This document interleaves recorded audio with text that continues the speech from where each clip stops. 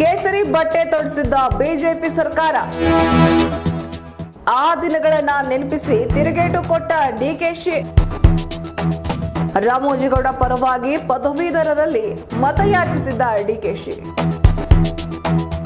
ರಾಜ್ಯದಲ್ಲಿ ಬಿಜೆಪಿ ಪಕ್ಷವನ್ನ ತರಾಟೆಗೆ ತೆಗೆದುಕೊಳ್ತಾ ಇದ್ದಾರೆ ಡಿಕೆ ಶಿವಕುಮಾರ್ ಜೊತೆಗೆ ಹಲವಾರು ಕಾಂಗ್ರೆಸ್ ನಾಯಕರು. ಪೊಲೀಸರಿಗೆ ಕೇಸರಿ ಬಟ್ಟೆ ಧರಿಸುವಂತೆ ಮಾಡಿದ್ರಿ, ಆ ದಿನಗಳು ನೆನಪಾರೋದ್ವಾ ಅಂತ ವಿಪಕ್ಷ ನಾಯಕ ಆರ್ ಅಶೋಕ್ ರವರಿಗೆ ಡಿಕೆಶಿ ಪ್ರಶ್ನೆಯನ್ನ ಮಾಡಿದ್ದಾರೆ. ಡಿಸಿಎಂ ಡಿಕೆಶಿ ಅವರು ಬಿಜೆಪಿಗರಿಗೆ ತಿರುಗೇಟನ್ನ ಕೊಟ್ಟಿದ್ದಾರೆ. ಆರ್ ಅಶೋಕ್ ರವರ ವಿರುದ್ಧ ಅವರು ವಾಗ್ದಾಳಿಯನ್ನ ನಡೆಸಿದ್ದಾರೆ.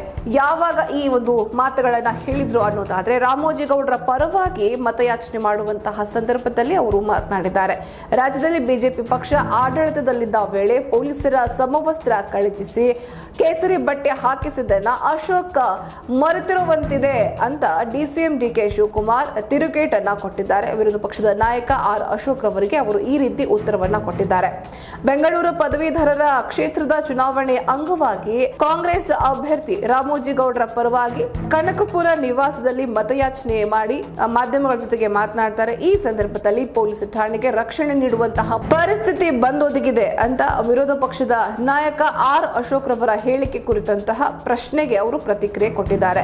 ಬಿಜೆಪಿ ಆಡಳಿತದ ಅವಧಿಯಲ್ಲಿ ಹಬ್ಬಗಳ ಸಂದರ್ಭದಲ್ಲಿ ಪೊಲೀಸ್ ಠಾಣೆಯಲ್ಲಿಯೇ ಅಧಿಕಾರಿಗಳ ಸಮವಸ್ತ್ರವನ್ನ ಬದಲಿಸಿ ಕೇಸರಿ ಬಟ್ಟೆ ಹಾಕಿಸಿದ್ದನ್ನ ಅಶೋಕ್ ಮರೆತು ಈಗ ನಮಗೆ ಪಾಠ ಹೇಳೋಕೆ ಬರ್ತಾ ಇದ್ದಾರೆ ಅಂತ ಅವರು ತಿರುಗೇಟನ್ನ ಕೊಟ್ಟಿದ್ದಾರೆ. ಅವರ ಕಾರ್ಯವೈಖರಿ ಎಂತದ್ದಾಗಿತ್ತು ಅಂತ ಪ್ರಶ್ನೆ ಸಹ ಮಾಡಿದ್ದಾರೆ.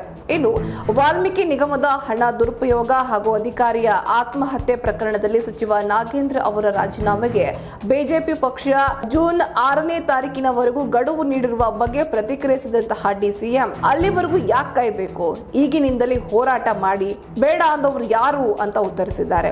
ಅವರು ಯಾವ ವಿಚಾರಕ್ಕೆ ಬಾಯ್ ಬಿಡಬೇಕಾಗಿತ್ತು ಅದನ್ನ ಮಾಡದೆ ಬೇಡದ ವಿಷಯದ ಬಗ್ಗೆ ಮಾತನಾಡ್ತಾ ಕಾಲಹರಣ ಮಾಡ್ತಾ ಇದ್ದಾರೆ ಅಂತ ಟೀಕಿಸಿದ್ದಾರೆ. ಈ ಪ್ರಕರಣದ ತನಿಖೆಯಲ್ಲಿ ವಾಸ್ತವಾಂಶದ ಪರಿಶೀಲನೆ ನಡೆಯಲು ನಾವು ಯಾರನ್ನೂ ರಕ್ಷಣೆ ಮಾಡುವ ಪ್ರಶ್ನೆಯೇ ಇಲ್ಲ ಅಂತ ಸ್ಪಷ್ಟನೆಯನ್ನ ಕೊಟ್ಟಿದ್ದಾರೆ.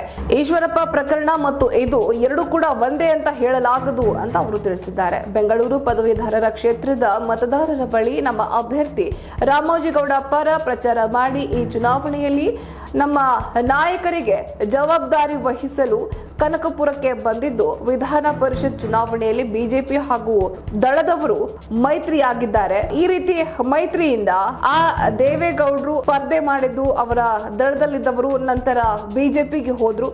ಈಗ ಬಿಜೆಪಿ ದಳದವರು ಒಂದಾಗಿರೋದ್ರಿಂದ ಅವರ ಬಗ್ಗೆ ನಾನೇನು ಜಾಸ್ತಿ ಮಾತನಾಡೋಕ್ ಆಗೋದಿಲ್ಲ.